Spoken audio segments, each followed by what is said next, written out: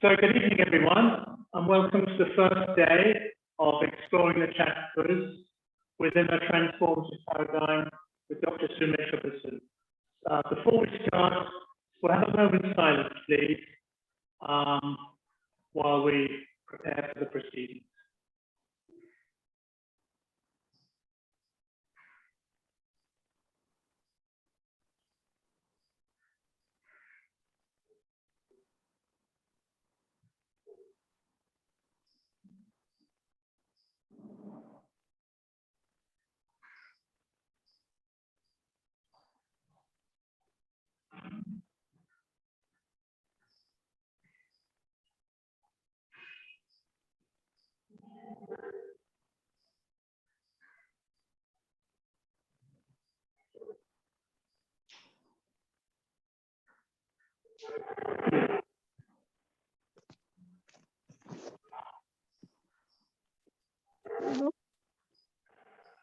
So, good evening, everyone, and a very warm welcome to the first day of Exploring the Chakras within a Transformative Paradigm.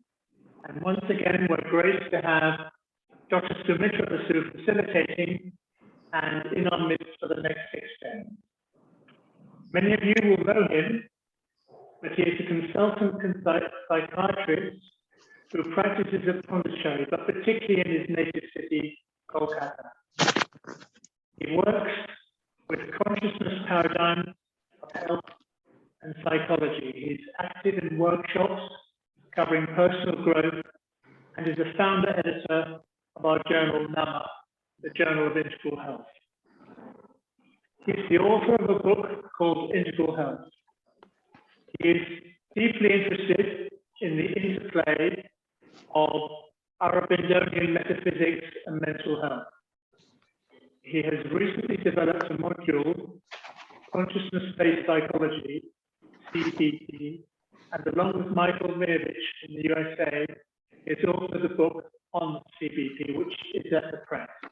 It looks at psychopathology, counseling from an entirely new perspective, arising from the experiential teachings of Sri Aurobindo and the monks.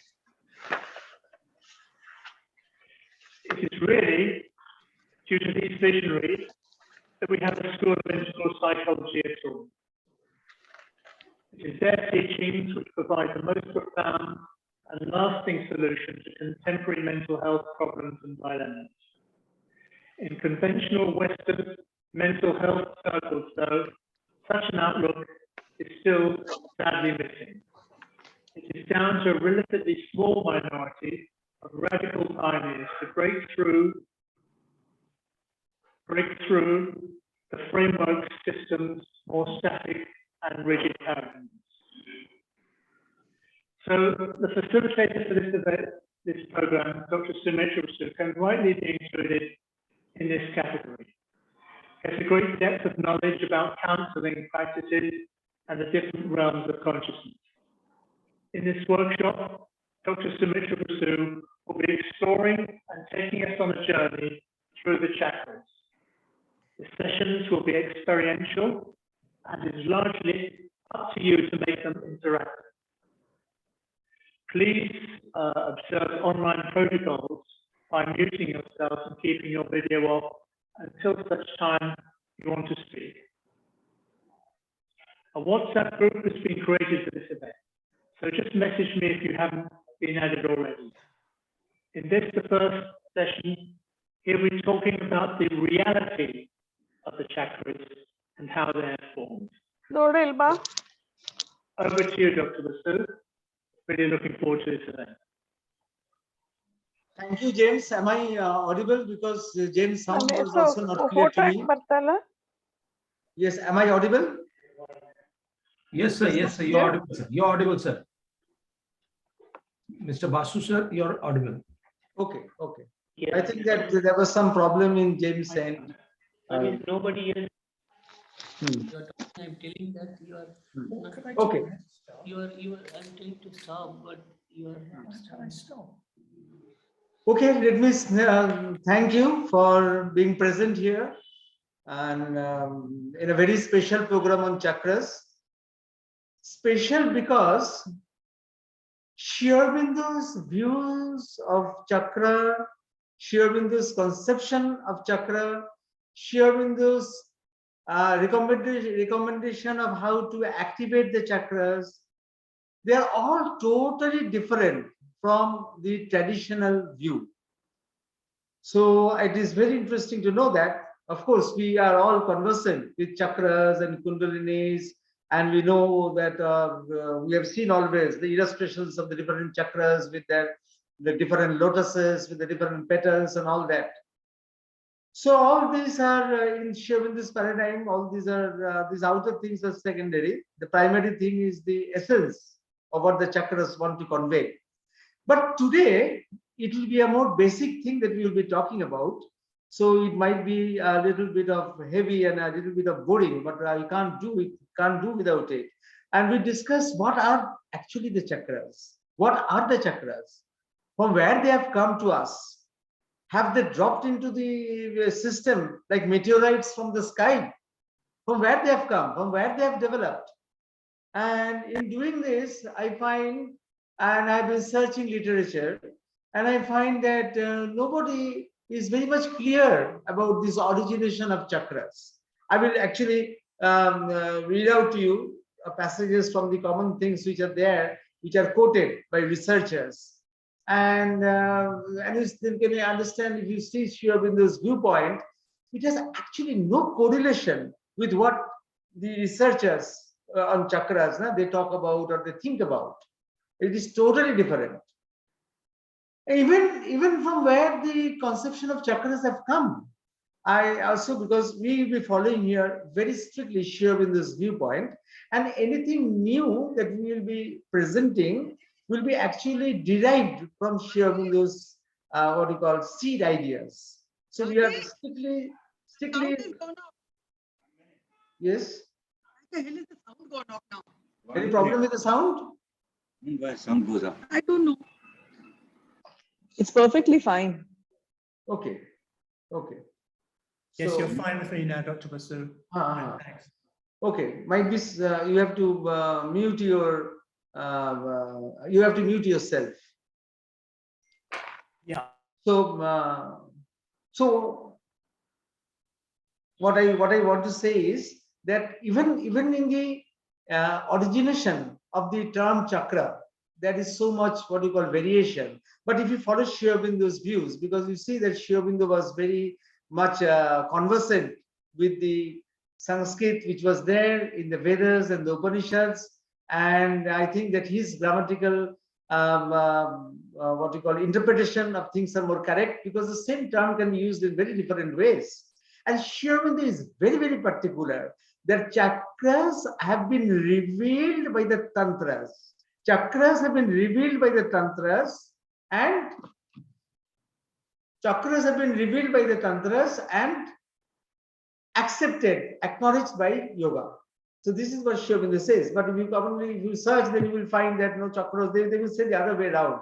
The chakras have come from the yoga, have come from Vedas, have come from, and then tantras took it. It is very difficult for me to comment about that, but I can comment what Sri Aurobindo said, and I said that Sri Aurobindo's usage or description of grammatical terms is based on his own deep intuitive explorations, and is more likely to be correct. And then we will just yes, Rinadi, you can see me now. Someone was not being able to, Rinadi was not being able to see me. So we'll go on sharing the screen. And it is a little bit of heavy topic today we will be discussing.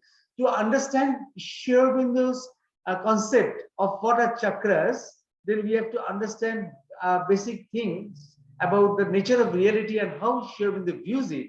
Only then we can understand.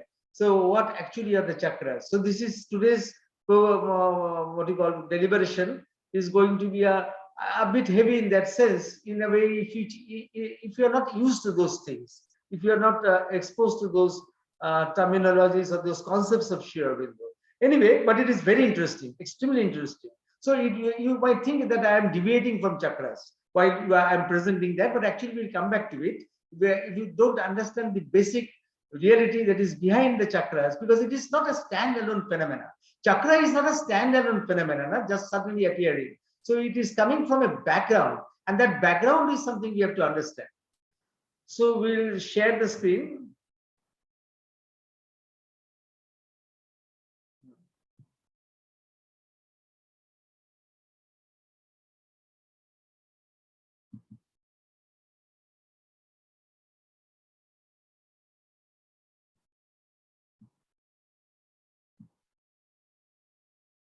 Now, these are the usual theories of the chakras. These are the very interesting usual theories.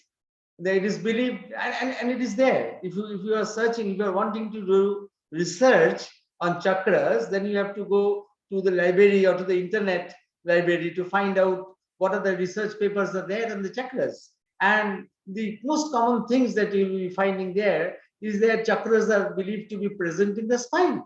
And it is believed by people, even very sophisticated researchers, they believe that as the spine is one of the first to develop in the fetus, the chakras are studied as developing during the formation of the embryo.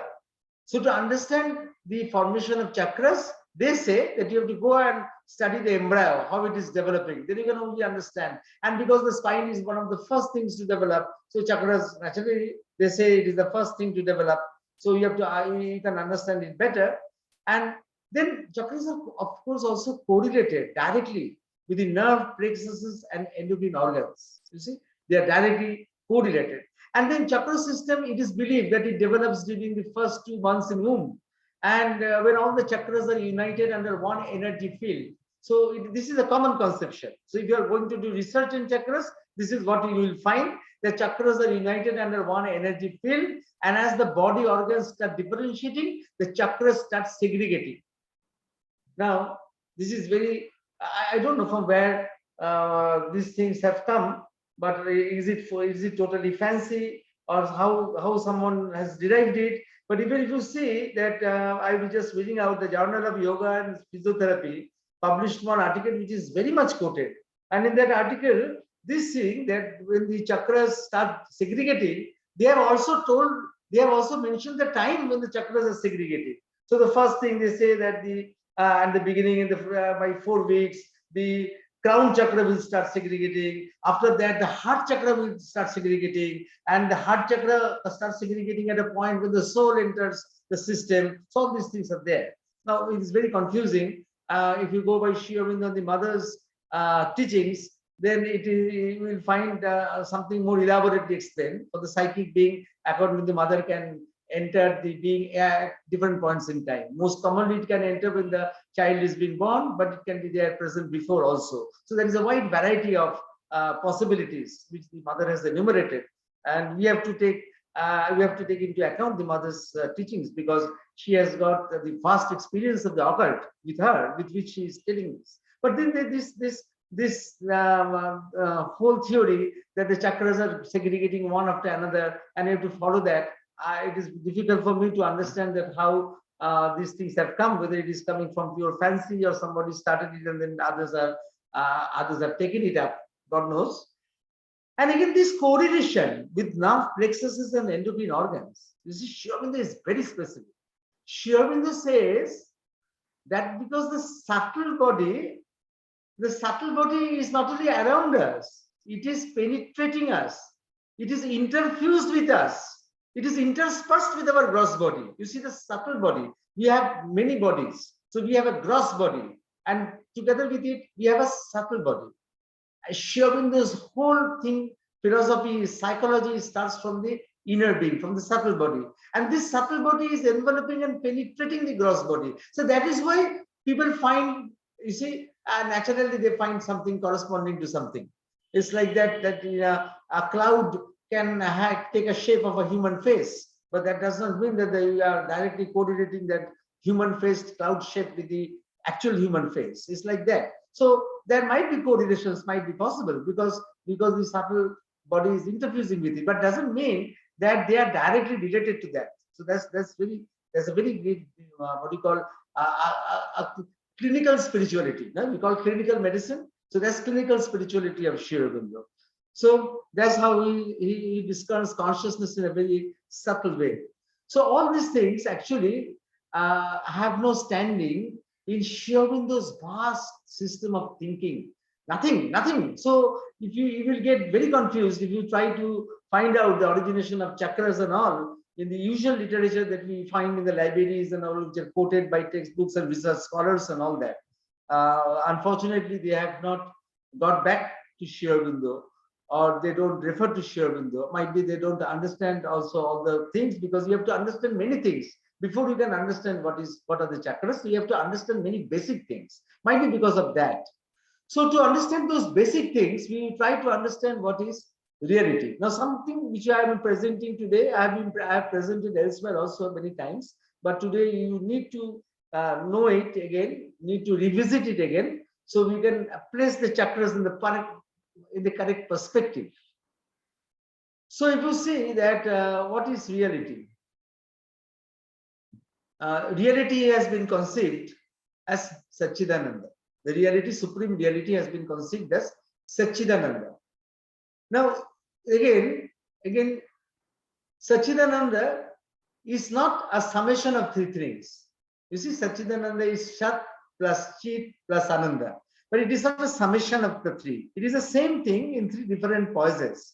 So what is Sat in one poise is Chit in another poise and bliss in another poise. Then Sri Aurobindo modified the Chit of Satchidananda as Chit Shakti, because Shakti is there, inherent, implicit in the consciousness. It can be dormant, it can be active. It can be dormant, it can be active. Without the energy, consciousness cannot exert itself. It cannot manifest itself. Without Shakti, there is no manifestation. Shakti is energy. So existence, consciousness, and bliss. And then remember, you can conceive Satchidananda as something in terms of consciousness, in terms of abstraction, in terms of a huge impersonal concept. But at the same time, Indian tradition also teaches us that you can conceive the same Satchidananda not only as something abstract, but also as a being, somebody as a being. So it is not only something which is there, abstract, impersonal, but you can also conceive of it as a being. And then you see that in Satchidananda, this is the supreme reality, and from this supreme reality, everything has been derived. And from Sat has been derived our existential mode. Sat has given us our existential mode, and in that poise, it is present as an essence of everything. It is present as an essence of everything, and therefore in that poise it is known as the self.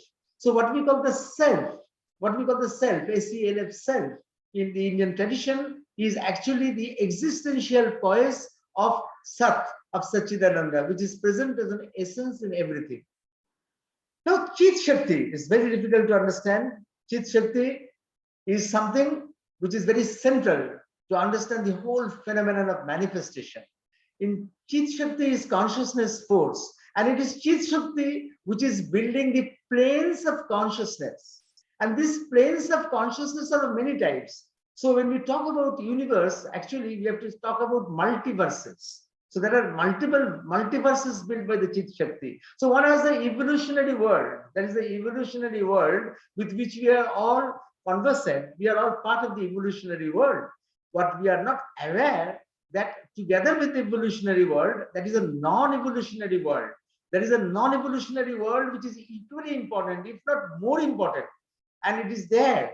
It is there everywhere. It is there. It is a separate universe. Only we are not aware of it. And now this Chit Shakti also, as I told you, that Satchidananda is, you can conceive it as something, an abstract, impersonal something, or you can think it as a being.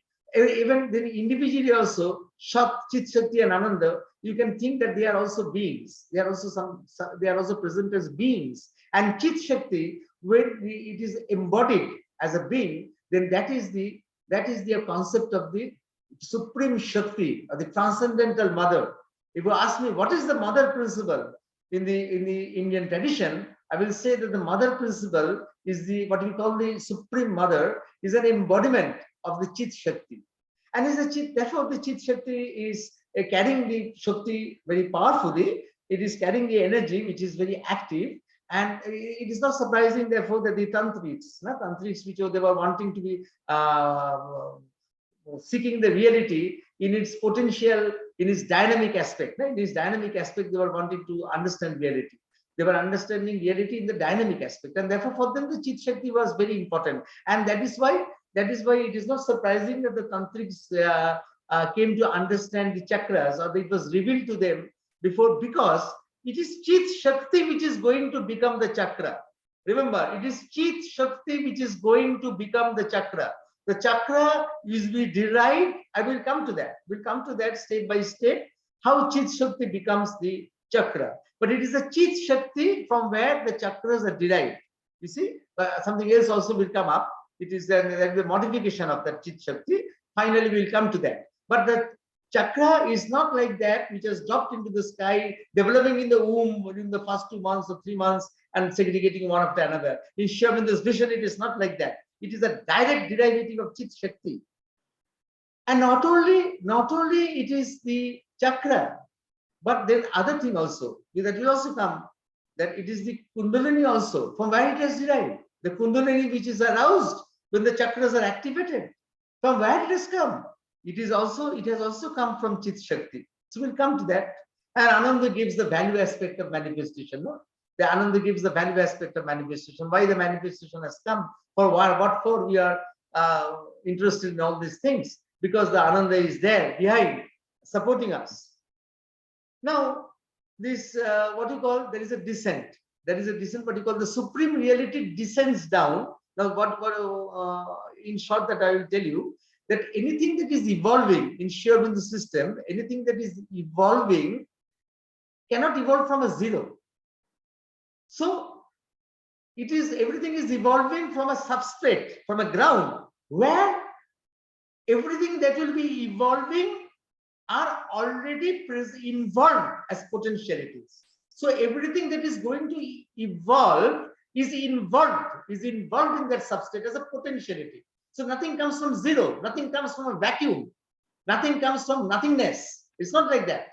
So whatever is evolving has actually descended and got involved into that substrate. How it got involved? It got involved by a process of descent. So the supreme consciousness descended and condensed. While it was descending, it became condensed, and ultimately it became the inconscious, and everything got hidden in the inconscious. And from the inconscious, these hidden things will come up again through evolution. Now, while this supreme force was descending, it was not descending in a haphazard way. It is not like that pale man, like that it came descending. There are many lines of descent. There are many lines of descent, how the supreme reality descends. If you are very interested in this phenomenon of descent, I will tell you to read one, according to me, the best article of Nalini Kanta Gupta is the lines of descent of the consciousness, where he has shown that consciousness descends along several parallel lines. Consciousness is descending along several parallel lines. You must, if you are very interested, you can read it. That article is there in the internet, lines of descent of the consciousness. Now, when the supreme reality is undergoing progressive self-limitation and it is building up non-evolutionary worlds. Now, this is very important. Unless, otherwise, we will not understand the chakras. To understand the chakras, we have to understand that before evolution, the process of descent of the supreme consciousness, which Sri Aurobindo called the process of involution. Involution is Sri Aurobindo's term for that. Not the medical sense, we use involution for a different thing. As doctors, we use involution for a person. When a person becomes old, a person shrinks, that we call involution. Not that. This is something which is the opposite of evolution. So when this involution is happening and the non-evolutionary worlds are produced, so they are called non-evolutionary worlds or typal worlds. Typal worlds, Sri Aurobindo uses another word, typal worlds. And these worlds do not have matter as a starting point.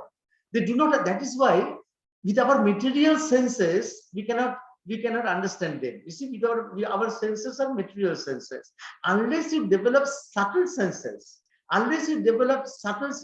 inner senses, you cannot have an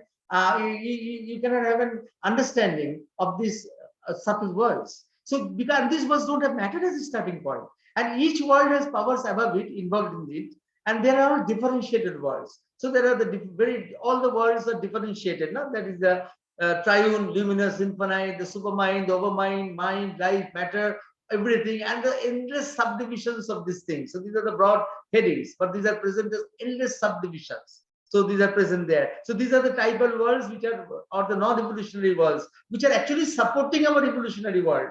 Means we would have been nowhere if this world, typal worlds were not there. You would have been just nowhere. You would have been just flicked away. So these typal worlds are expressive worlds. No? Each form represents a fixed principle of creation. It doesn't evolve, doesn't change. Each one is representing a fixed principle, which will be represented in the evolutionary world. And in the evolutionary world, there will be an evolution occurring. But in the non-evolutionary world, there is no evolution. Only fixed principles are present. Principles which are going to manifest in the evolutionary world. They are present there as seeds. No? As seeds, they are present there. And they are the power, and there are different kind of powers.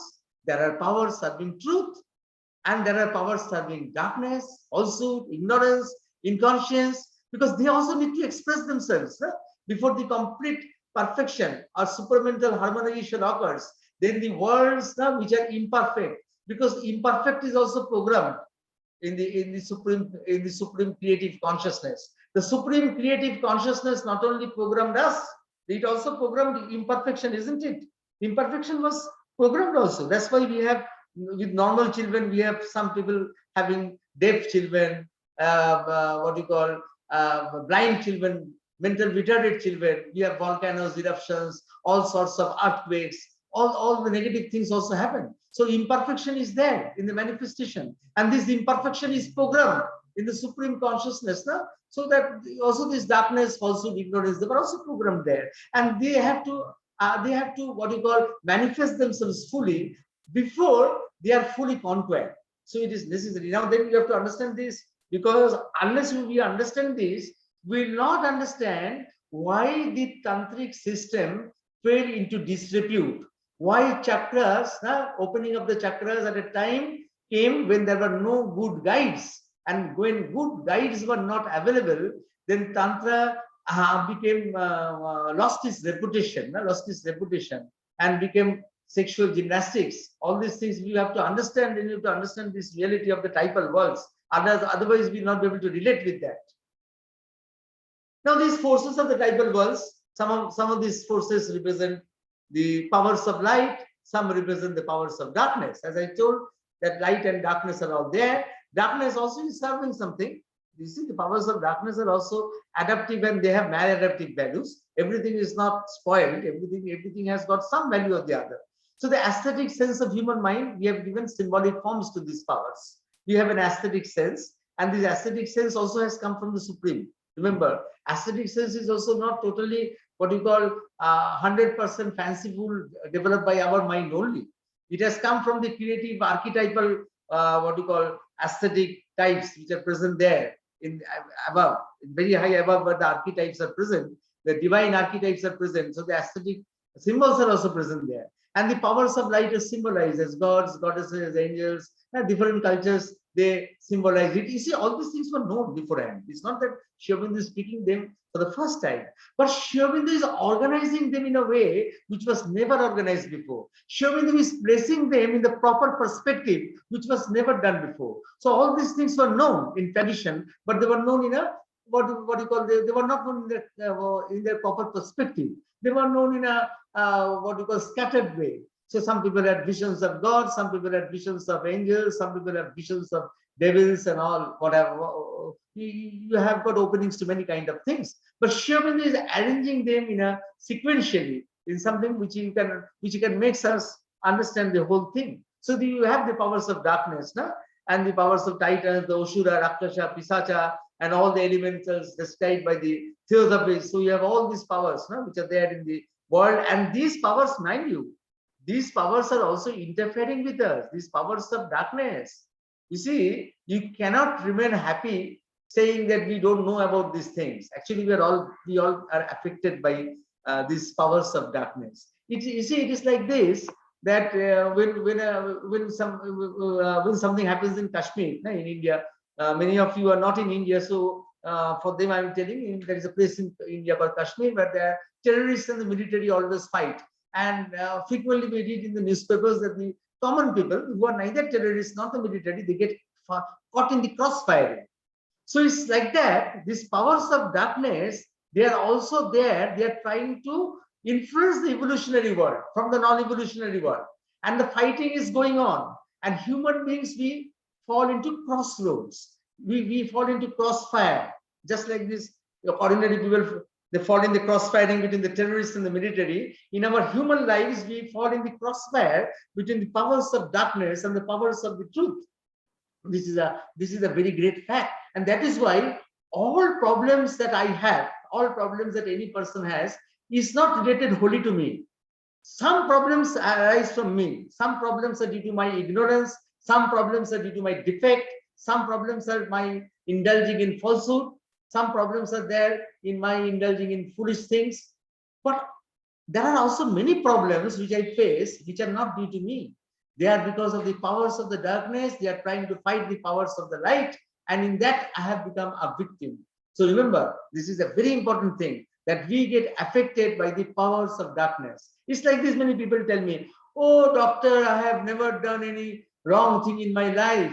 Why I should have this misfortune of having an illness? I said, it does not mean that if you have not done anything wrong in life, you will not have an illness.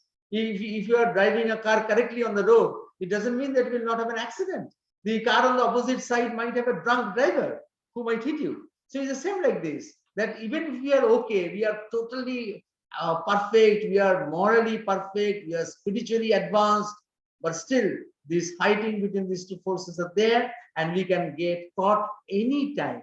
So remember, this is also something very important, and these are things to be understood separately. You see, while we are talking about chakras, these things have come, but these things have to be understood very separately. And why I brought this, because any slip from the chakras while you are opening the chakras can land you up in having more problems from these worlds of darkness. So very risky, very risky. That is why it's very risky. And this is just to give you an overview. This is just to give you an overview of the descent of the personality, or the supreme person. The supreme person, how it descends from the supermind to matter. It descends from the supermind to matter. And at every level, we have to know there is a correspondence between these worlds and the evolutionary world. And the chakras can lead you to any of the good things and any of the troublesome things also. So there's the supermind, the Purush Prakriti becomes, you see, that is also, supermind is above the chakras. Supermind is much above. So the chakra system, when we talk, is limited to our mental consciousness. The supermind and overmind, supermind is beyond our mental consciousness. So that is actually beyond our chakra thing. But whatever we are concerned is descending from that. So between the overmind and the mind, there are the lesser gods, the formacious. The mind is an ego-bound individual. The vital is the Osura, the Rakshasa who has become intellectual. The Rakshasa is vital power. If the Rakshasa becomes an intellectual, then he becomes an Osura, which brings perversion, which brings all sorts of perversion. And then in the middle vital, you have that violent, passionate, violent anger of the Rakshasa. And they all have their values. You see, that is a very interesting poem by Sri Aurobindo, which is where the Rakshasa is explained. What is the Rakshasa? And the Rakshasa also has its presiding deity. So as you see, when we are talking about Chit Shakti, the universal mother principle which is present, it is actually present at every level. At every level, it is present as a presiding deity. So the Rakshasa also has a Rakushima, as a Rakushi mother. The Asura also has an Asuric mother. So there is a mother principle everywhere, which is modulating, controlling, and then helping the consciousness to emerge out of it to something higher. So everywhere you have this. So you have this lower vital, the Pishacha, gene, ghost, and the consciousness touching matter, where you have all these goblins, gnomes, and at the level of matter, inert particles. So you see that what is the supreme being? As I told you, the Satchidananda can be conceived as a being, and when that being comes down, it gets fragmented. Of course, I told you that in the skin, the supermind is beyond our level of chakras, and the overmind is just above us. But we are our mind, and below the mind, we are concerned with the other levels here, because the chakras also are corresponding with these levels. And So you can open up to this vital level, you can open up to this open level of the Rakshasa, you can open up to the level of the fairies, to the gods, to the angels, you can open up to so many things. Now, the opposite of the involution is evolution.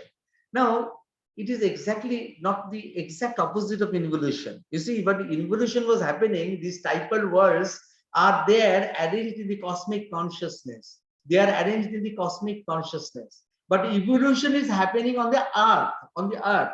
And in the terrestrial consciousness, one after another is manifesting. So it is not exactly the opposite in that way.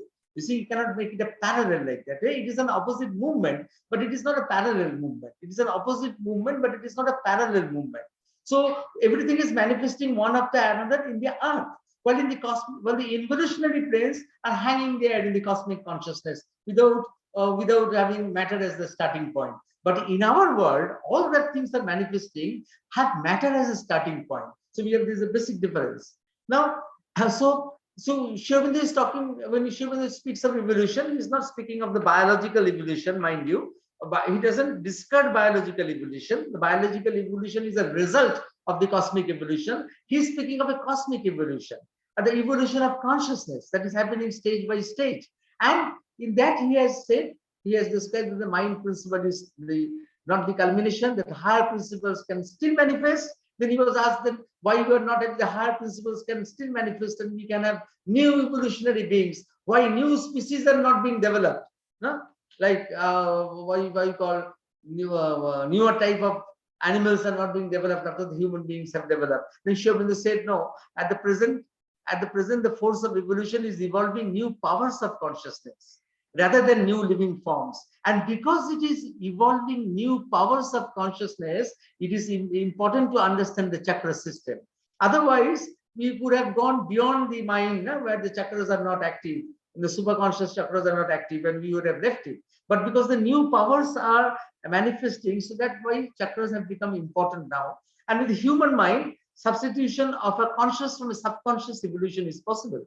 And these chakras, you see, working the chakras also gives you an impetus to go along that line. So it's a spiritual evolution, where form gets ready to reveal the indwelling spirit. Now, how the chakras are being formed? How the chakras are being formed? Now, this is, you see, this is a basic thing. To understand it, it is a bit difficult. It is a bit difficult to understand this. But if we can understand this, then we can understand actually what are the chakras, how they're formed in the subtle world. Now, evolution needs two motivators. You see, evolution needs two motivators. So something is pressing from below. Something is pressing from below to evolve. Who is pressing? An evolutionary research. Why it is pressing? Because it has brought a message. From where the message has come? The message has come from the superconscious. You see, when everything descended and the existence, the Sat of Satchidananda also descended. And when Sat descended to the inconscious, it was present as a soul spark. As a soul spark. Now, it is very interesting because when everything is descending from the superconscious to the inconscious, everything becomes opposite. So, light becomes darkness, knowledge becomes ignorance, joy becomes suffering, the ananda becomes unhappiness, truth becomes falsehood. Everything has become the opposite. Everything has become the opposite. And from that matrix, which is containing all the opposite things, and evolution will start. So evolution will start from that mud, MUD, mud. It is starting from the mud, for all things are there. But this Sat, when it descended as a soul spark. So that is the beauty, because the spark cannot be deformed. No? You cannot have the opposite of a spark. A spark will remain as a spark. So the soul spark, which came down from the Satchidananda, from the Sat aspect of Satchidananda, it carried that message that start the evolution. That message was there. And because the message has come, because the message has come from very high above, so we are the children of immortality. We are Amritasya Putra. You see, we are children of immortality. We are Amritasya Putra. But you see, Semitic religions also tell that man is a born sinner, that human being, we are born in sin. So that is not primarily true, but secondarily also it has got some truth in it. How? You see, primarily it is not true. primal truth is that we have been born because of the fear that has come from the superconscious. So it is a decree from the superconscious. So that's why we are children of immortality. But for all practical purposes, we are evolving from the mud, which contains the opposite of everything. And therefore, we are starting with all opposite things. We are starting with all opposite things, with falsehood, with all these things. And when we are developing from that inconscious, you need to have a scaffolding. No? You see, when you are preparing an image, no? As we make in clay images in India of gods and goddesses, then we have to have a bamboo scaffolding now on which the image, the mud will be plastered. So you need a scaffolding along which something will be wound up, will grow up. And what is that scaffolding? The scaffolding is also made up from this mud, from this all this falsehood, all these negative things. And that scaffolding afterwards, it becomes the ego. That becomes actually the ego. So we are starting from all things which are totally false, and that is why there is a semblance of truth in that we are actually also sinners from the beginning. You see, not primal truth, but secondarily, you cannot brush it away. In fact, Sri Aurobindo explains the origin of all these things, the origin of ignorance, falsehood, and suffering is there because our evolution starts from the inconscious, which contains all these things. So now then, what is that? Therefore, what happens? Because everything is negative from where we are starting, from where we are beginning to develop, we are beginning to evolve, then that is always a possibility that that this inconscious with this negative weight will pull us down. You see, the inconscious also pulls us down, as in our usual lives, in our usual ordinary lives, when we fall prey to all forces of falsehood and what you call ignorance, we find that we are pulled down. No? We are growing up, and suddenly we couldn't control our senses, our sensory satisfaction, and we are suddenly pulled down. So imagine that is happening at a cosmic scale. In an individual scale, it happens to us, to all of us at one point in time.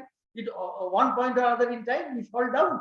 We fall down from our principles, which we want to where we want to go. We fall down. And if you imagine if this falling happens at the cosmic level, so it's same thing. It is there at the cosmic level when your evolution is starting up, but the cosmic force of the inconscious is trying to bring it down, So every time there is a push from above, every time there is a pull from below, so that you cannot rise up like that. So you're rising up. Already when you are rising up, you're rising up with all this ignorance, suffering, falsehood, and all. So that's why the human being is a jumble of all things. And that is how the outer personality is produced. And therefore the outer personality has got all disharmony. And you cannot do anything there unless you shift to something else, to the inner being. Because that soul spark which was behind, that is also going on developing. That also you have to understand, because in chakra, that will be our shaman, the system of chakra, then that will become very important.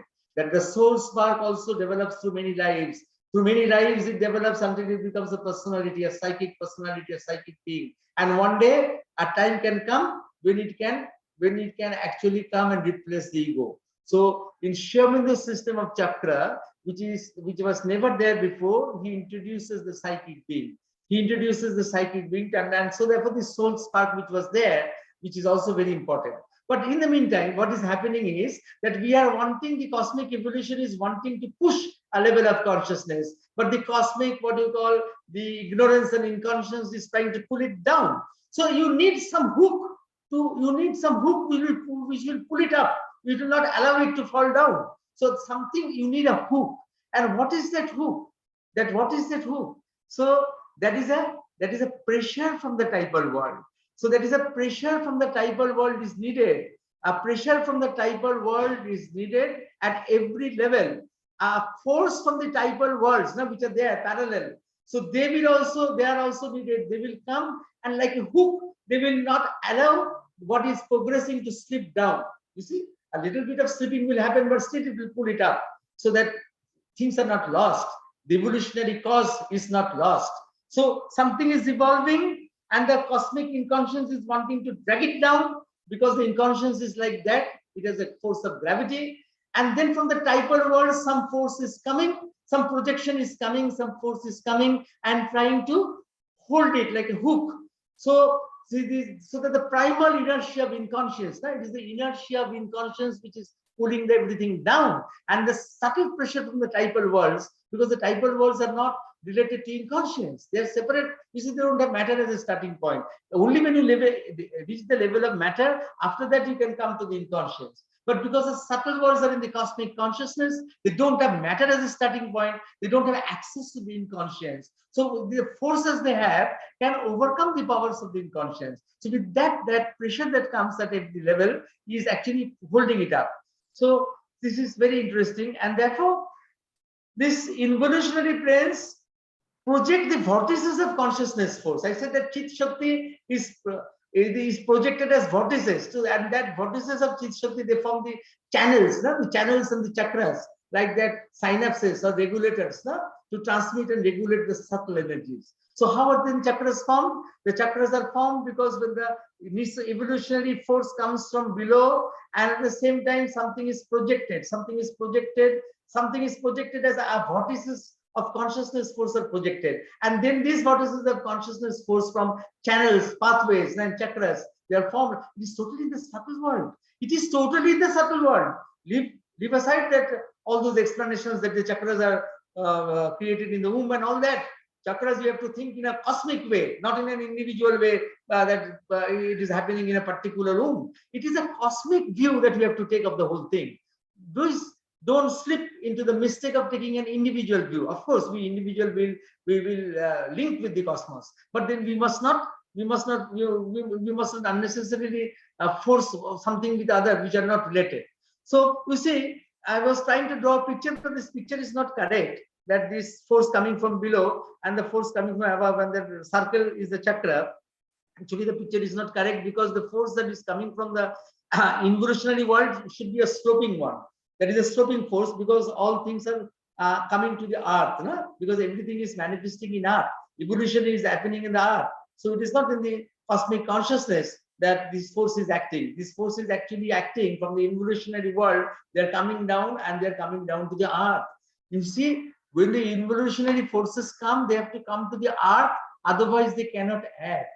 I will just give you an example. If you read the old Puranic stories, you will find that when the gods, they are wanting to come to do some work in the world, they cannot come directly. So somebody is passing by, some innocent person passing by on the road, and Indra comes and enters that person and then starts acting. You see, always you will find the Purana stories that the gods are not directly acting on the human beings, on the earth. They are acting through the human beings. So the involutionary worlds actually have come to the earth, have to come to the earth to act on these planes. You see, otherwise alone they will not be able to do something. So they have always to manifest through human beings. So this involutionary planes, therefore, we are corresponding with evolutionary planes by projecting the vortices of consciousness and consciousness force, the Chit Shakti, that form of nadis and chakras.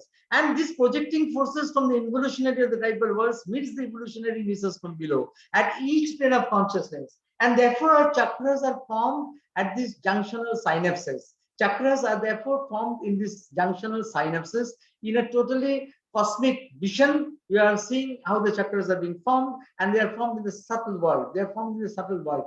Tomorrow will come that how we will individually relate to people. Because when we talk about individual relation, we have to come to share in the psychology. We will not talk about it today because things will become very confused if I talk about it today. So same thing you can say it is a cosmic phenomena. How I'm going to relate to it. That also is very new, very interesting what Sri Aurobindo has described. But now we have to understand these chakras.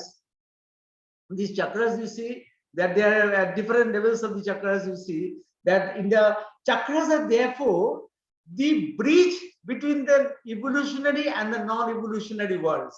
Chakras are subtle centers of energy that are actually bridging or connecting the evolutionary and the non-evolutionary worlds.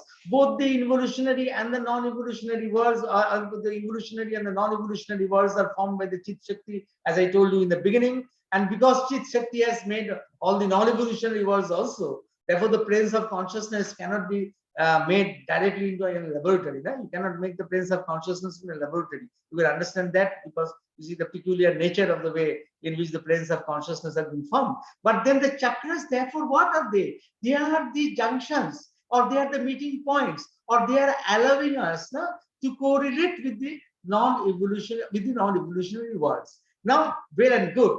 But what is the problem? The problem is that the non-evolutionary worlds are of different kinds. And when you are opening up the chakras, you are entering into those worlds. You can come into contact with those worlds. But when you want to progress, you have to come into contact with the positive energies in each world. But each world also has got a positive energy. Each world also has got something. There are worlds which contain more negative energies, less positive energies. So what happened in Tantra, when you are working on the chakras, activating on the chakras, you need to have expert guidance. You cannot do it alone. You need to have very expert guidance. And when the lower centers are stimulated, when the lower chakras are stimulated, enormous amount of energy is activated because the lower centers are related to the earth, to the physical energy. So the enormous amount of energy is activated. And the lower centers, physical energy, not only physical energy, sexual energy is also activated.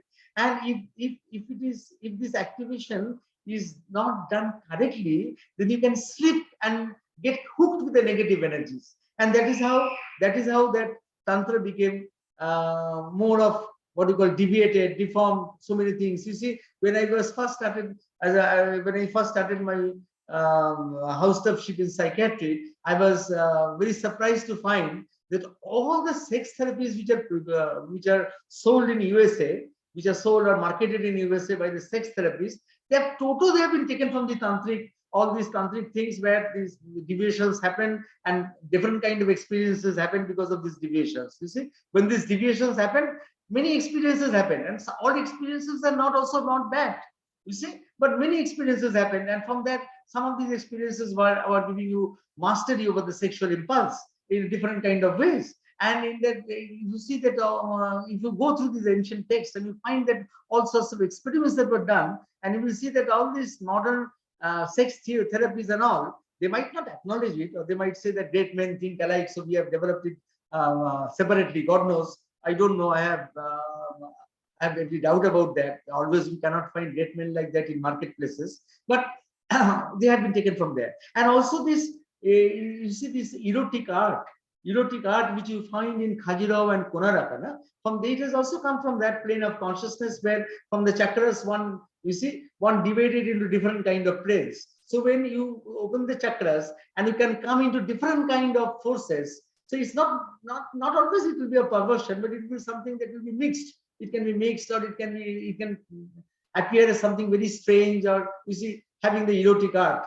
Also, you see that still the erotic art you will find in temples in Khajuraho and Konaraka, they are not in the sanctum sanctorum. They are always in the public places of the temple, the public darbars of the temple. They are having it. It is in the Am Darbar. It's not there in the sanctum sanctorum. But so what I'm wanting to tell is that when you are not done correctly, because we are wanting to progress through consciousness, and in that progress, if we can get stuck up, we can stuck up at many levels. And when the chakras were activated, then the consciousness got stuck up at different levels, from where many different experiences came. Everything is not bad, of course. There were things that slipped, but then there are, you see, you can derive therapeutic things which you can use in sex therapy. You can use that also came from there. You can have this Khajuraho Konaraka art, that also you cannot brush away that art now, because it has also different meanings. But you see, the level of consciousness from where things are coming, you have to see that they are not coming just like that.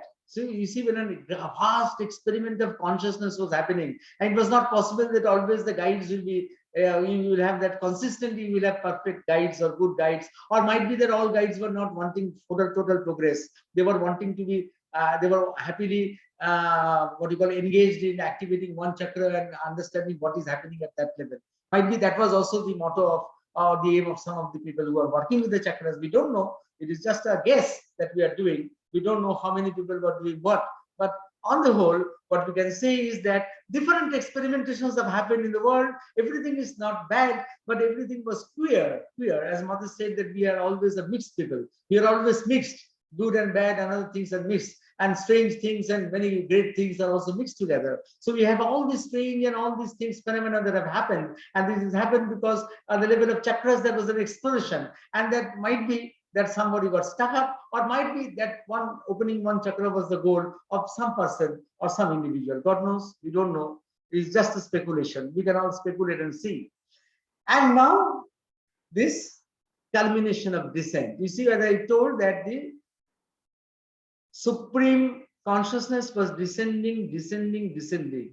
While it was descending, it was getting condensed. It was getting condensed. So, and when it was going towards the multiplicity, it was not only getting condensed, but it was also, at one point, it will also become fragmented. And in matter, consciousness buries itself completely. It's pulverized, it gets pulverized. And the supreme will, you see, it is not only consciousness, it is not only chit, but also the Shakti. It will also undergo a self-obliteration to become a mere mechanical bride. You see, the Chit Shakti has also descended, and the Shakti carries the willpower, and that willpower has also become a mechanical bride. So, and then you see, we are not talking in temporal terms. Mind you, we are not talking in linear terms.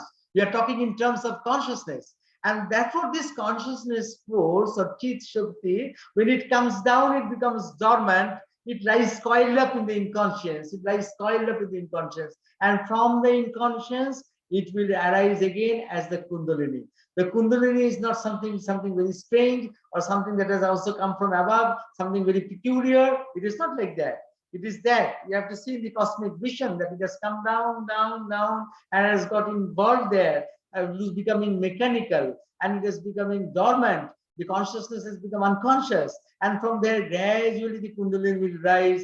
Gradually it will get back its willpower. Gradually it will get back its what you call potency. Gradually it will manifest the powers of consciousness that will go on what you call manifesting as one ascends the hierarchies of consciousness. Now we have to ascend the hierarchy. So this is something very beautiful which Sri Aurobindo has explained, that nothing is magical or nothing has come from outside. Nothing is there which is very what you call illogical also. There is a logic of the infinite. There is a logic of the infinite also. And in consonance with the logic of the infinite, everything that is happening is going to happen, and everything will happen according to that. So this is something which I try to present to you. This is the beauty of the whole thing. And before that, before we disperse for a few minutes for our, and then you can come back and you can discuss things, you can give your own opinions, you can ask questions. I will not bore you further by telling further other things, but we'll discuss about certain things. One thing is, I would talk to you about the inconscience. You see, inconscience is a term which is used by Sri Aurobindo. Before that, the word unconscious was used. Freudian unconscious, it corresponds to what Sri Aurobindo calls subconscious. You see, what we call Sri Aurobindo calls subconscious. Inconscious is a negation of consciousness. That is something which was never conceptualized like that.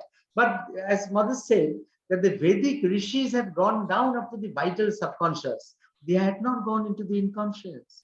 And into the inconscious, who went? The Mother went. And then any of you who is a psychologist here, and who is conversant with how Jung developed his theory of collective unconscious, you know that Jung had a dream. Jung had a very beautiful dream. In that dream, he was going down, down, down. So from his room, he went down through a tunnel into another room, which was 4 centuries back, with the atmosphere, the milieu, the furniture, everything from 4 centuries back. And then he was descending stairs and coming to previous eras of history, previous eras he was coming. So after that he descends 5 centuries, 6 centuries back, then 10 centuries back.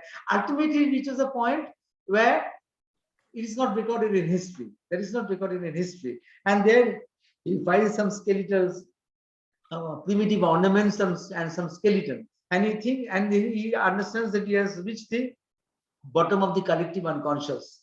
So that was Jung's journey. That is one thing. That collective unconscious is a small part of what Sri Aurobindo describes as the cosmic consciousness. So the cosmic consciousness is a small part of that, is the collective unconscious.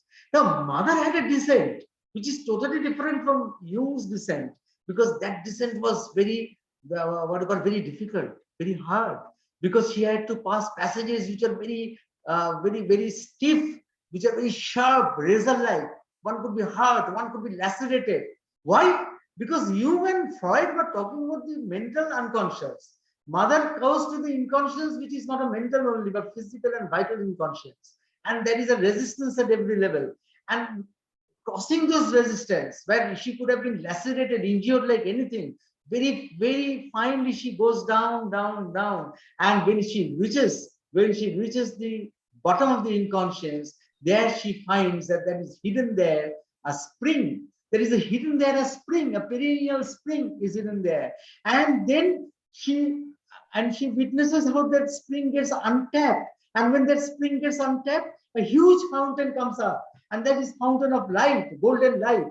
And that golden light actually is the new creation that is going to happen. Now, then you see why we are talking about this. Because our intention of studying the chakras is understanding how we are preparing ourselves to be ready for the new creation, which the mother envisages and which is there lying in the bottom of the inconscious and which can come up to help us, but not in the way we want. Mind you, not in the way we want. We will make a mess of everything. But in the way Mother and Sri Aurobindo has devised things which we decide we'll talk about tomorrow when we do not have the opportunity of making a mess of everything. Huh? Left to ourselves, definitely we'll make a mess of everything and we'll end up in greater chaos. So that is something that we'll try to understand. We'll try to understand tomorrow when we have a very when we talk about the psychological perspective. Today we are talking about the metaphysical perspective, and then in the psychological perspective we can understand how we can relate with the cosmic phenomenon, how the individual can relate with the cosmic phenomenon. I think we'll take a few minutes for drinking water and other things because we are already 1 hour past, and we will come back within a few minutes. Is it okay? Yes, fine. Yeah.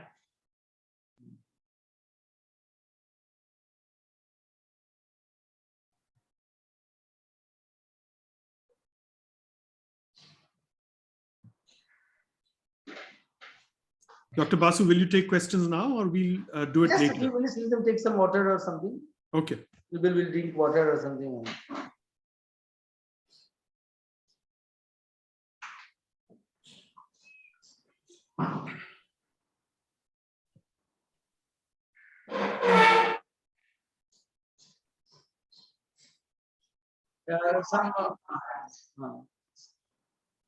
So it's something that what I said that it is not only that asking questions, but giving also that you share your own views. So yes, Professor Shailendra, please. Then I will answer questions that some questions have come. I will answer. I will try to answer them. Well, thank you, Dr. Basu. My question was, you mentioned that this symbology is also available in the Vedas, and that's what Sri Aurobindo had determined. Now, what is the terminology that is used? Because chakras, of course, only appear, much later, around the 5th century. Vedas, of course, are much older. I didn't say Sri Aurobindo has said that it is revealed by the tantras and accepted by yoga. Accepted in yoga. That's what I say. But the others say that they find it in Vedas and all. That's what I said. That is Sri Aurobindo very clearly said that it was revealed by tantras and acknowledged and accepted by the by yoga.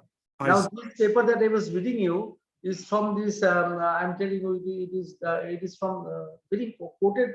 Similar papers are quoted very much. I don't know from where they get the other. It is by Patanjali Research Institute, Patanjali University, Acharya Balakrishna dash Vinay Sharma and all that.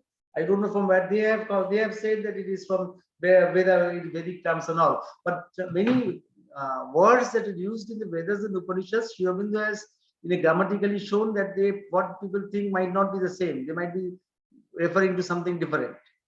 If we accept Sri Aurobindo's viewpoint that it is something which has been revealed by tantras, why do you use the word revealed by tantras and accepted by yoga? That's what he used. And what about the terminology for inconscient and subconscient in the Vedas? Is it Vritra? Patal is a word that is used. Patal is very close to inconscious. Patal, you could say somewhere between the subconscious, or you can say that is the negation of consciousness. Patal is also used in the word.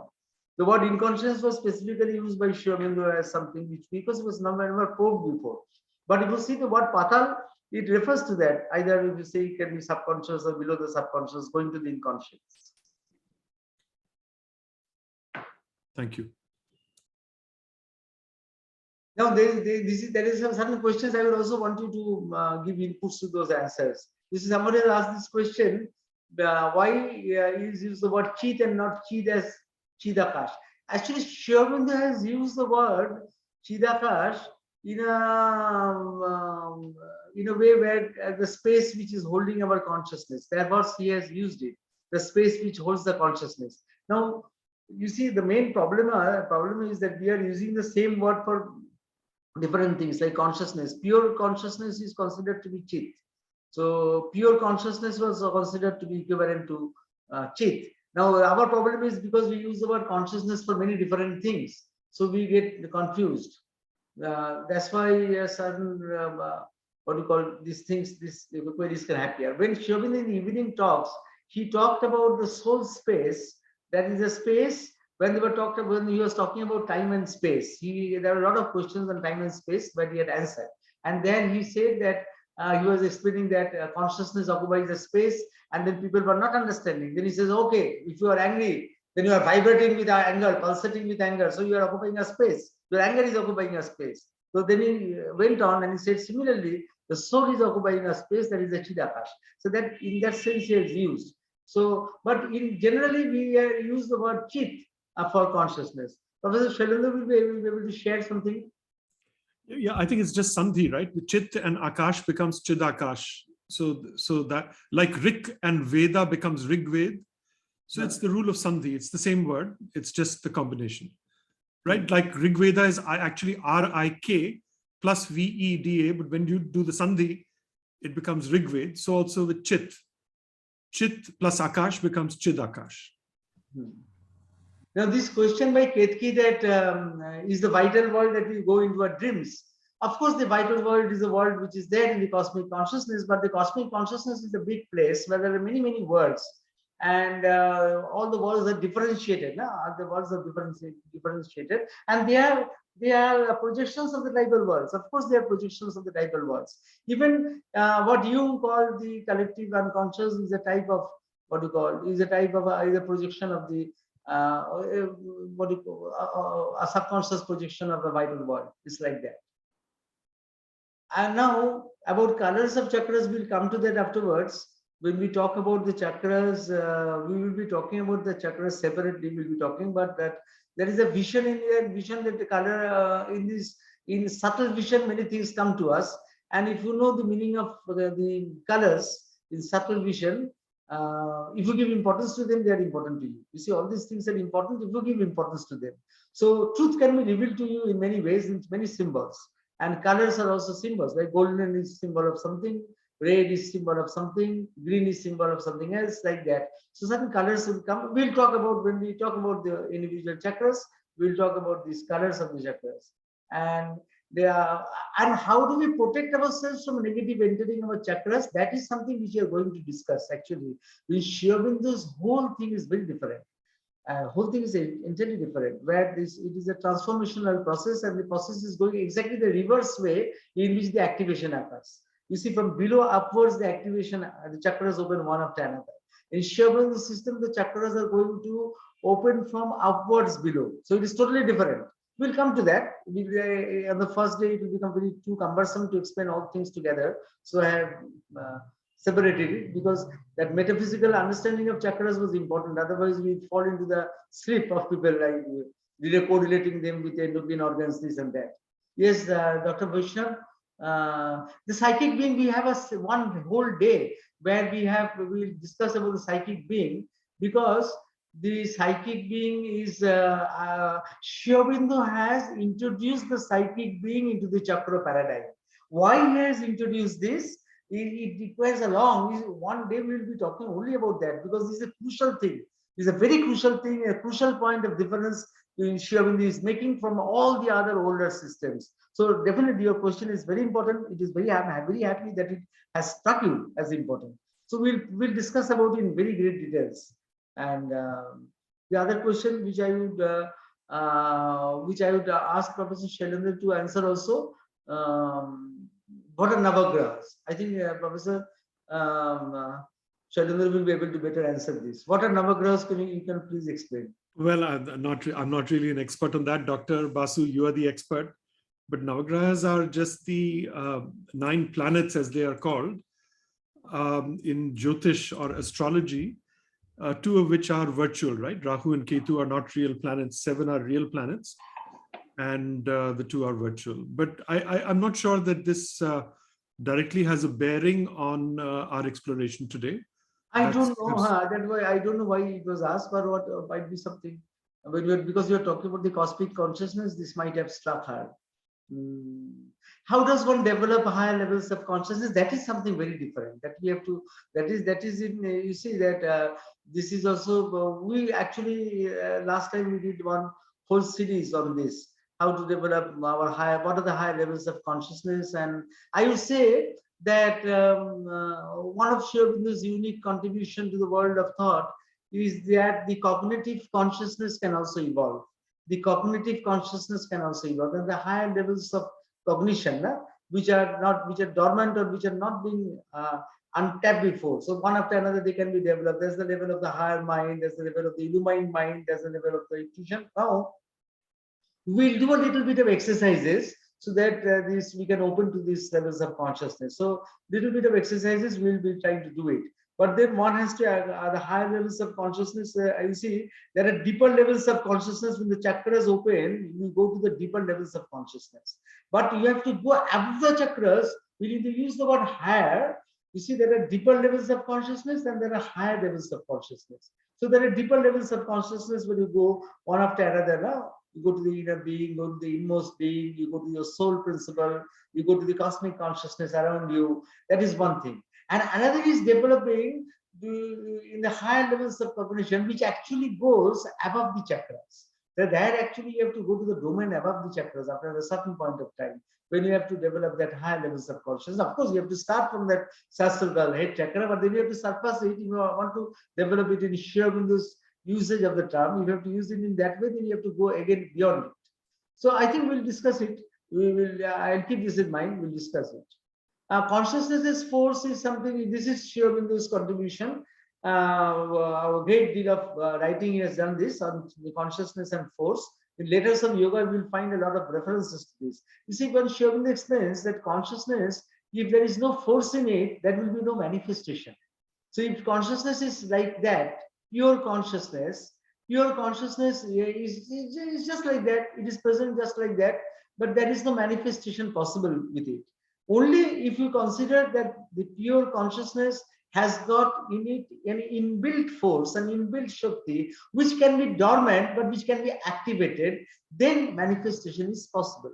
If you see it that way. Now, this is a very basic thing which Vignesh is asking, consciousness and force. If it boils down to it, consciousness and force, when it comes to our human beings, it becomes knowledge and willpower. It becomes knowledge and willpower. And in Chit Shakti, the consciousness and force, they were together. They were together. And down below, in the electron, the consciousness and force are together because the electrons know that they have to rotate. So that the electrons know that they have to rotate. How they know? Because they have you see, the rotation is force. And the knowledge of that they have to rotate is consciousness. Now, if they decide that we will go on a strike, we will stop rotating. They are not doing that. You can imagine what can happen to the whole manifestation if the electrons decide not to rotate. Now, why your question is important and interesting, Vignesh's question, because at the highest level, the Chit Shakti are together. At the level of the electron, the consciousness and force together are there, though dormant, unconsciously they are together. At the level of the human being, the knowledge and willpower have become separated. Therefore, consciousness and force appears to us as different things. And because knowledge and willpower have become separated, one of the main reasons of the turmoil in today's world is due to that. You see, a leader, a visionary, might have great consciousness what to do, great awareness of what to do, but might lack the energy, might lack the willpower to execute that what he has envisioned. Or somebody who has great power, I can have great willpower, but is not backed by that knowledge. Now, Sri Aurobindo says that our level of the human consciousness, that knowledge and willpower are separated. They are actually not aligned with each other. The more we rise up in consciousness, the more they will come together. So the more we rise up in consciousness, the more they will come together, until a point can come when knowledge is automatically effective and will is automatically luminous. So at our understanding, at our point, actually it has become different. And that is why this question has come to you. Actually, this question has come to you because it has become different. Oh, this is very interesting, Pramita, that about Sri Aurobindo's record of yoga has got very little of chakras. And then and whatever you find on chakras of Sri Aurobindo, you find in the letters of yoga, but a record of yoga with his own record. Now, why he has done that, that I will explain to you. We'll come back, we'll come and during the sessions, we'll explain to you that why do you find so little of reference of chakras in Sri Aurobindo. The system, though they are very important. But then they were even due importance, of course. You have to go to the letters on yoga. Now, the present letters on yoga that have been compiled in a way where chakras, you will find it in a, you will find the referencing done very properly, and all the references you will find in one place. If you have the centenary volume, then you have to see it is scattered in different places. So they have now gathered everything in one place. But still, if you see the material on what Sri Aurobindo has written on other things, that compared to that material, this material and chakras what Sri Aurobindo has given is very, what you call, very precise, very, very constructive, but at the same time, not very much elaborated. Why? There is a reason for that. We'll come to that. Okay, thank you, Dr. Basu. Is, one or individual is collective. This is what Sri Aurobindo believes in consciousness is a pluridimensional reality. Pluridimensional reality. So it is one and many, and it is everything. So Sri Aurobindo considers consciousness to be a pluridimensional reality. So, and one and many, also the one and many, this concept you see, one and many, we talk about one and many, it is also a concept that has come from linear thinking. If you see from Sri Aurobindo's perspective, always the one is there and always the many are there. Always everything, both are there. In one poise it is one, another poise it is many. You see, there's a non-linear thinking of Sri Aurobindo. Sri Aurobindo's thinking is non-linear. So you have to make an effort to come to that. In a linear thinking, it is like that. At one point in time, somebody struck a gong and suddenly one became many. In Sri Aurobindo's thinking, it is not like that, because Sri Aurobindo thinks in a global non-linear way, where one is always present and the many are always present. If the many are not there, something is present and that is the one. If the many disappears, they can reappear also. So both are present, both are the equally valid poises of the same reality. In one poise, you see the oneness, in another poise, you see the multiplicity. Always both are there. It's difficult to understand this, but this is non-linear thinking. You have to just silently concentrate on it, and then you will see that this non-linear thinking, that importance will come to you. Even time, you see, like time. Time we separate into past, present, future, which is actually not true, because every moment contains the past as at its background, and every moment contains the future as its potentiality. So it is time actually circular. So but we consider, we are always thinking in our ways where we sectionalize everything, we compartmentalize everything. That's why we think that time is like that, broken into parts.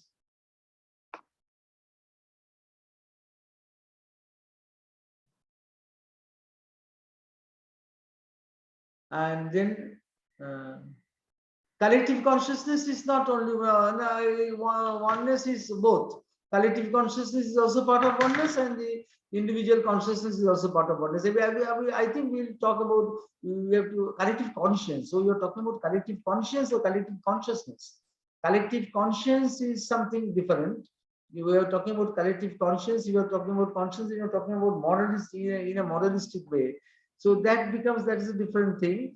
That moralistic way also is something which Sri Aurobindo has given his own new views on this subject. Right? He has traversed from the ethics to the supraethical viewpoint. Sri Aurobindo has actually gone from ethical to the supraethical viewpoint. So that is, again, it requires a separate session to understand. What happens to consciousness in mukti? Consciousness in mukti, in liberation. In liberation is one thing. Sri Aurobindo talks about consciousness in terms of transformation, and all of our traditional viewpoint was considering consciousness in terms of liberation. So in liberation, one goes to the great void. Now, what is the difference is in transformation, everything has to be transformed in the light of the superconscious. In mukti, you can go to the highest consciousness, leaving the lower consciousness as it is. So the lower consciousness it will be as it was always. In transformation, which is opposite of, which is a different thing, like from liberation. In rupantar, no? If it is mukti, then that is rupantar. In rupantar, in transformation, then the lower will be transformed in terms of consciousness, in terms of the higher consciousness. The lower will be transformed in terms of the higher consciousness. But in mukti, the lower will remain as the lower consciousness and the higher will remain as a higher. You are only getting released from the lower and getting transferred to the higher.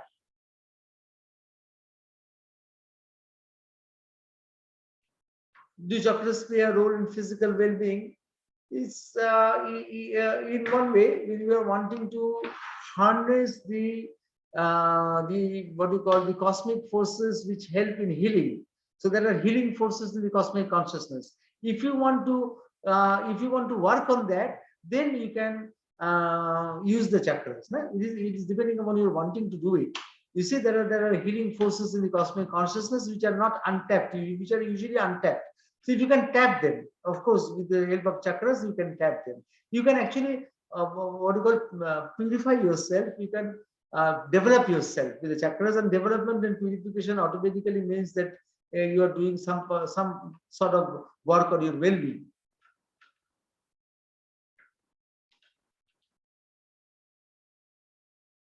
So I think we had very interesting questions. I think somebody, Professor Shailendra, will do some roundup. And so in today's session, we can just have a roundup, and then we can prepare ourselves for the session tomorrow. Dr. Basu, I'm not qualified. I think you are the expert. No, of course, you are a very elite researcher. Why not? You just taking this, you just give a what you call, or you just finish today's program saying something which would be which will be all beneficial to all of us, preparing us for the next days. Tomorrow we'll go into the psychological perspective and Sri Aurobindo's perspective, especially the new thing that Sri Aurobindo wants to do with the chakras. Actually, Dr. Basu, I will just leave a question for you and everybody else, that historically it's also been recognized that whenever you deal with the forces in the subconscious and the unconscious, you have to be very careful. You have to shield yourself, you have to arm yourself. And that was brought to me so vividly by a beautiful film. It's very, very graphic. So I mention this with disclaimers, but very beautifully made. It's called A Dangerous Method. It's actually the true story of Sigmund Freud, Carl Gustav Jung, and one of their women disciples. And essentially, based on their letters and based on their books, which are not very well known, this particular part, about how they literally felt the full force, the full blast of the negativity, and how they were all thrown off balance. We think of these individuals as very evolved, very intellectually advanced, etc. They were certainly very smart, very intellectually adept, but they were not prepared for what hit them. And ultimately they lost their bearings, which is very deeply and movingly described. Very, very good thing. So one has to be a little careful. You have touched. And Freud actually has done a great disservice to the intellectuality of the world by overemphasizing the sexual depression. Correct. He has done a great disservice to our thinking. And it is a very, very great disservice that has been done. Dr. Vaishnav, are you still here? Dr. Vaishnav, are you still here, or you have gone out? Professor, could you just tell us which movie? Just repeat the name. I'll put it in the chat function. And then it's called A Dangerous Method. Dangerous Method. Okay. Dangerous Method. Of course, it's a pun on psychoanalysis. That not only, see, the other interesting thing is, if you look up, there is no evidence that psychoanalysis works. Right? This is something that you can check. There's only one a branch of psychotherapy that has been shown to work, and that is cognitive behavior therapy, which again is also from Buddhism. But psychoanalysis, there is no evidence that it works. And you can see, if you see this movie, you will see why. If the people who founded it were so imbalanced, you can't really expect them to bring a lot of balance into the world. Of course, you must give it to them that they came up with wonderful insights and beautiful metaphors. Sigmund Freud was trained as a classicist, so he knew Greek mythology. And that's why I think he was so effective. But Dr. Basu, I have another thought for you. We'd love to hear about this also from you. The thing which is so deep about Sri Aurobindo is that he created this whole vocabulary, right, of almost 2,500 words. There's a whole book about Sri Aurobindo's vocabulary, right, that he had created, or rather repurposed from the Sanskrit texts for his purposes. Within that, of course, are these terms from the Rig Veda directly, right? Like Vritra, right, for the dragon, Apas or waters for the inconscient, and so on. And there are numerous terms that he uses in the Rig Veda. Has anybody mapped those out nicely in a diagram? Because I struggle, because, you know, it's like a torrent that comes at you about the equivalence. I will inquire. I will inquire with people who have worked with that, who are open to working with those things. I will just inquire. But very good you shared this dangerous method, this film, and then you talked, and it's very enriching. Actually, all of our experiences must come and you must give them. I will just talk, Dr. Vaishnav, so happy that you are there. And Yes. will you give some of your opinions about that theory that they circulate, that the chakras are there in the embryos and this and that, and how we are going to deal with all those kind of things that are stuff. Yes, I look forward, because I'm down with COVID, so that's why I'm at home.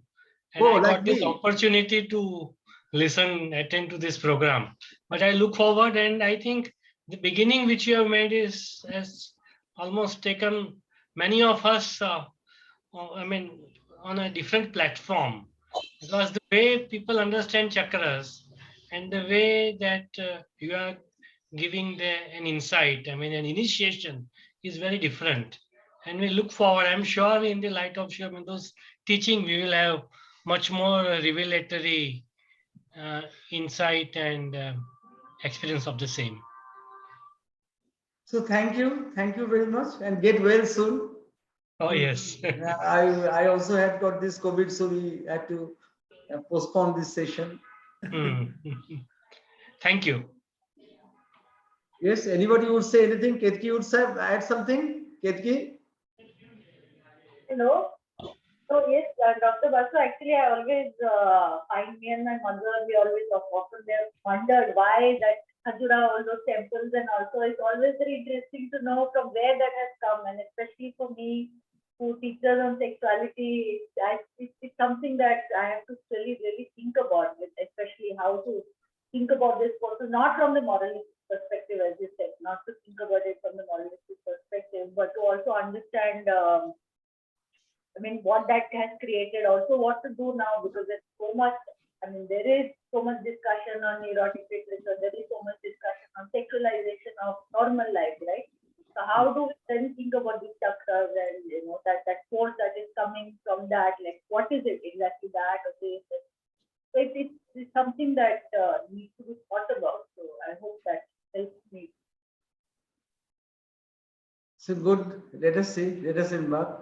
So Siegfried has written about bad business. Siegfried, what are you referring to? What you are referring to as bad business? Would you please tell? Hello. Yes. Hello. Each chakra has a syllable. So I think the sound and chakras, one is not only energy, it is also sound and colors. And I think some deliberation is required in order to understand how it ends in Om and then it ends in Soham, but it begins with a basic sound. So sound color is also associated with chakras. I think this aspect has to be covered or deliberated. Good. Hello, Oh, Dr. you're talking about psychoanalysis. Okay. Yeah. Okay, Dr. Basu, I am Anu Saxena, Yes, and yes. I have asked you a question maybe you have missed. I should first of all like to thank you because you have taken us to a different level. Okay. Oh, Now, yes. I have always been curious about Sri Aurobindo touching higher planes of knowledge. It is not spiritual that I'm talking about, but like math, science, and art, he could write or do what you call automatic writing and so on, touching from the higher planes. I've been curious about what is it that leads to that? Has it got anything to do with chakras? Your question, I'm sorry that I missed it, that Sri Aurobindo's writings from higher levels, not using mind and thinking mind, is that related to chakras? That is development of chakras, can it lead to touching higher planes of consciousness? Now, Sri Aurobindo's writings from the higher levels, he writes from many different levels. Some of these levels are related to the Sahasradal, but then some of the levels are transcending that level also. So there are many different levels from which he is writing, and No, for it is him, a complex thing. It is complex thing, but when we show you that development of chakras, of course, is a very important part in us, and Sri Aurobindo uses the actually Sri Aurobindo is using the transformative force with the chakras, which was never used before. When I explain to you that, then certain things, this question will become clear to you. So force of liberation was that which was being used in the chakra paradigm, but Sri Aurobindo is using a transformative paradigm, and he's incorporating the chakra into that system, his own philosophies or his own vision of the absolute. He's bringing that chakra there to serve that purpose. So I think when that opens, because of course that Sri Aurobindo's higher levels of this, which is not from the mind, but from very, very high levels, but from very different levels. Sometimes he's writing from the level of intuition, sometimes from the higher mind, sometimes from the illumined mind, sometimes from the super mind. So there are different levels from where he's that writing. is true, but I think for him meaning he didn't, I'm sure, try to do that. So I was just wondering, right in the beginning, first thing that impressed me about Sri Aurobindo was this earlier, so many years back. Anyway, thank you. No, but I just couldn't get you. Please repeat what you said, that Sri Aurobindo was. I just couldn't get See, you. basically, I said there may be some people who would try and touch, let's say artists. They might try and touch higher levels. Okay, and similarly, I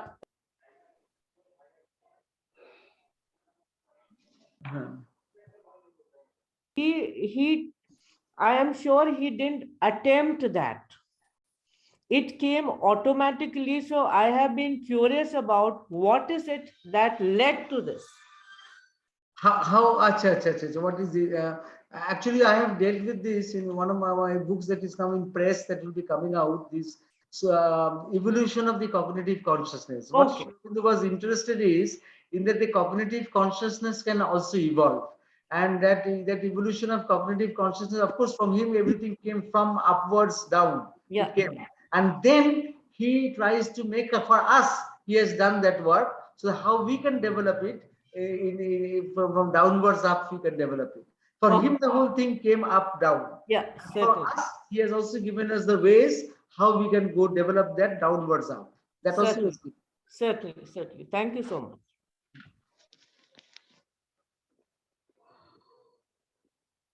Yes, James, you have to call it a day because it is already. Yeah, sure, Dr. Basu. Yeah. So I've had problems with my audio. Now your voice is clear. Now your computer is working okay. Oh, it's okay. Yeah.